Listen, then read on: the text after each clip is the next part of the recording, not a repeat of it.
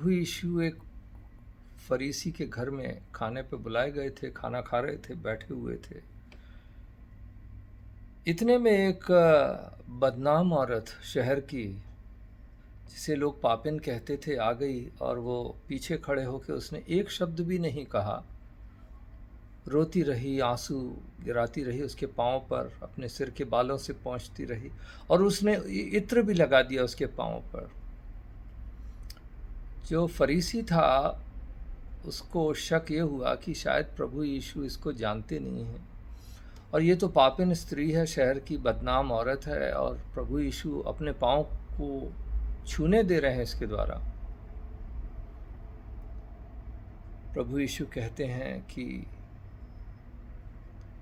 किसी को 500 रुपये माफ़ हुए हैं वो ज़्यादा प्रेम करेगा, या किसी के 50 रुपये क्षमा हुए वो ज़्यादा प्रेम करेगा। शमौन, या मैं नहीं जानता उसका नाम क्या था, जो फरीसी था, उसने सही जवाब दिया कि जिसके ज़्यादा क्षमा हुए वो ज़्यादा प्यार करेगा। यहाँ पर प्रभु यीशु को उसके इत्र की सुगंध नहीं आ रही थी, यहाँ पर प्रभु को उस औरत के दिल के प्रेम की सुगंध आ रही थी। ऐसी सुगंध जो उसके पश्चाताप से, उसके पुराने जीवन से बचाने के लिए एक ही व्यक्ति आया है जो उससे प्रेम कर सकता है। शहर का कोई उससे प्रेम नहीं कर सकता था, नफ़रत की बात होती थी, कोई उसे छू नहीं सकता था।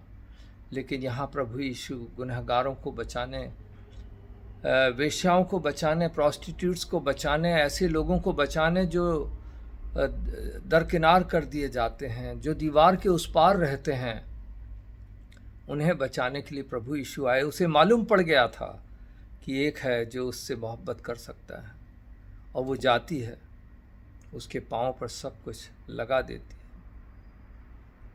फरीसी के कपट को दिखाने के लिए प्रभु यीशु ने कहा कि ना तुमने मुझे पानी दिया हाथ पांव धोने के लिए, ना तुमने सिर पर तेल मला मेरे, ना तुमने मुझे गले लगाया चूमा दिया। लेकिन ये औरत को देखो, इसका जीवन दिखा रहा है कि उसके अंदर प्रेम जागृत हुआ है, और वो प्रेम इसलिए जागृत हुआ है कि मैंने उससे पहले प्रेम किया है।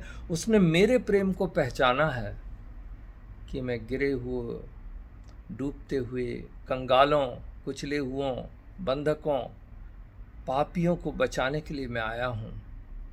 इसकी सुगंध, मेरे प्रेम की सुगंध उसको मिल गई और तब वो मेरे पास आई है। इत्र की सुगंध का कोई मतलब नहीं था, प्रभु यीशु को कोई इत्र दे इसका कोई मतलब नहीं था। मतलब उस पश्चाताप के से भरे हुए हृदय का था, उस प्रेम का था जिसके कारण वो औरत प्रभु यीशु के पास रोती हुई खड़ी थी। प्रभु यीशु ने उसकी प्रेम की सुगंध को सुना और कहा, जाओ तुम्हारे पाप क्षमा हो गए। वो वहां से चली गई। आज सवाल है, क्या हमारे दिल के प्रेम की सुगंध उस तक पहुंचती है?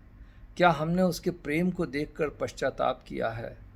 क्या हमारा प्रेम बहुत बड़ा है उससे, या हम भी फरीसी की तरह एक धार्मिक जीवन जी रहे हैं, रिलीजियस जीवन जी रहे हैं?